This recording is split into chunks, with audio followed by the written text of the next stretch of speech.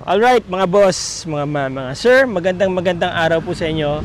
Magandang umaga, magandang gabi, magandang tanghali kung saan man po kayo naroroon sa bansa. Meron po akong i-present na property dito. Anong lugar to? Barangay Nagbayan po, sa Castillejos. Sa Barangay Nagbayan, Castillejos. Okay. Actually, hawak ni... Ano ba tatawag ko? Sir, ma'am? Sir na lang. Sir na lang, okay. Kasi siya, gusto niya ma'am eh. Si Ma'am Barbie. Si ma'am Barbie. Okay. Anyway, hawak to ni Sir Vince po.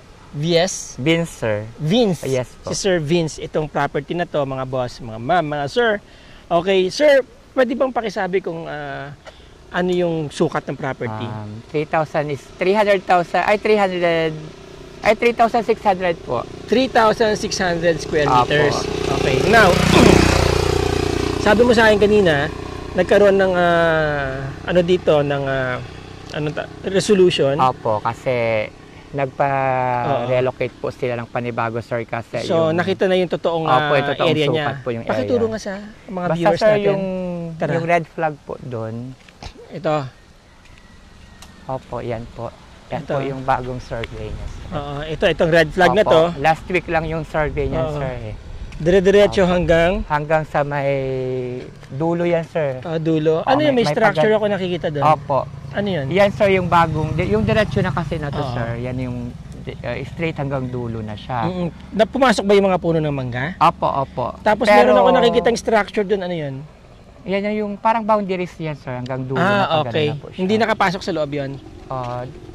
Yung parang may ano doon, parang may bahay doon. Makukuha na yun, sir. Parang yun na yung magiging boundaries diretso sa dulo yan, sir. Okay. Kasi yan na yung makukuha nung sa kabilang side naman yan, sir. Tapos ito? Tapos, ito na yung, instead dito yung dating dulo niya, sir, di ba? Nag-move siya ng pag-ganon, sir. Sexy ni sir, oh. Okay. Eto, sir. Ito naman yung nakuha niya dito sa kabilang part, sir. Andito na po yung bagong muhon niya po. Ayan. So hanggang saan? Paano? Hindi naman tatamaan yung ano nila doon? Hindi makukuha yung bahay, sir, pero yung kubo. Yan na yung straight hanggang dulo. Yung kubo tatamaan yun? Yes, pero po. yung bahay hindi na? Hindi na po. Ayan, sir. Wala naman ang kubo tatamaan. Meron ba? Opo, may kubo yung gilid doon? Opo, yung gilid. Kasi andito yung diretso, sir. Ayun na itong magiging. Ito. Okay naman na. Nag-usap naman na sila? Opo, meron na po silang resolution sa barangay. May resolution na sila sa barangay. Okay, sir. Mga ilan kaya frontage dito? Siguro, sir, ito may 40 meters yan, sir. 40 to 45, sir. 40 to 45 meters. So, ibig sabihin, kung 40 to 45 meters yan, gaano kahaba kaya yan? Pwede mo bang i-divide sa 3,600 divided by 45? So, para malaman natin yung possible na haba niya.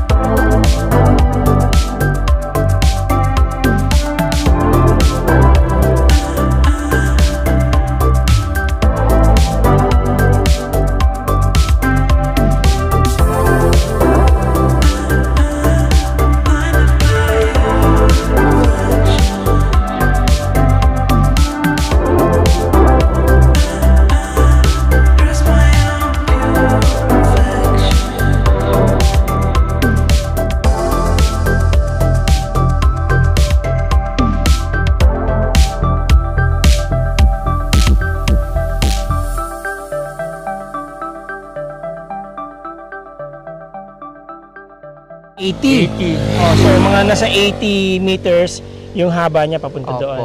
Malapad ano? Malapad Sir, po anong advantage ng property nito? Anong potential nito? Kasi ito sir, parang ito yung parang bypass road po ng Castillejos po.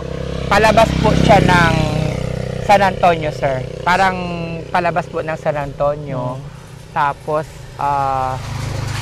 parang ko na kasi sir nasa business area na po kasi yung mga nandito pag sa Barangay Road po. Kaya, at saka ang Castillejos kasi sir, mahal po ang market value ng mga properties po dito. Lalo titled po to sir. Titled yan, Yes po, titled Ano yan? po. Clean? Clean title? Actually sir, yung naka-titled kasi dito tatay nila. So, extrajudicial. may EJS na po sila. Meron na silang pagkakapatid, opo. extrajudicial settlement. Opo. Okay. Naka-ready na po yung documents. Tsaka yung original title dito, sir, nakita na namin ang actual. So talagang makakasigurado tayo na Yes po. clean ang title. Opo. In a sense na wala siyang annotation or whatever. Yes no? po, wala po Okay. siyang annotations. So, anyway, yun, may nakikita akong bundok doon, ano yun? Yun ba yung Lambingan Bridge? Yan po, yung yung sa Lambingan Bridge yan, sir. Tourist spot yan, di ba? Opo. Tourist spot. Yes, Tapos, sir. alright, so mga gaano kaya kalayo to sa central town ng Castillejos? Siguro, sir, sa sentro. More or less, sir, nasa 10 minutes siguro. 10 minutes sir. drive. Opo. Oo. Tapos sa San Antonio, Sa mismo San Antonio, sir, siguro to nasa 25 to 30 minutes from town proper nila to, sir. okay. Marami nang dumadaan ng mga sasakyan. Opo, kasi sir, sir, parang alternative talaga to na dinadaanan kasi pag dito ka dadaan, sir, instead sa main national highway ng San Antonio, mas mabilis dito, sir, Okay. na dumaan. Sir, maganda yung potential ng property, no? Magkano ang asking price, sir? Asking nila dito, sir, is 4M. 4M. Opo. Okay, negotiable kaya yun? Yes, konti lang, sir. Negotiable naman yan, sir. Oo. Pero lumalabas na magkano per square meter to mga 1,000 plus. Opo, nasa ganun po yung diba? range Kasi po. 3,600. Yes po. Pero actually, mahal na talaga yung mga ibang per square meter dito, no? As high as, sa subdivision dito, as high as 3,600. Opo, yes po. No? Per Opo. square meter. Okay, anyway, so there you go mga boss, mga ma'am, mga sir. Para po sa mga interesado dyan, kontakin nyo lang po yung number ko. Nandyan po sa screen, ano? Kontakin nyo rin po yung, pwede nyo po akong kontakin din sa aking Facebook. Nandyan po sa Facebook link, dyan po sa aking, sa description ng video na to. Kitripping namin kayo ni sir. Sasamahan namin kayo dito. At, pamimeriendahin mo po sila, sir. Yes, sir. Joke lang. Anyway, maraming salamat po sa inyo mga boss, mga ma'am, mga sir. Till the next video. Okay. Ciao.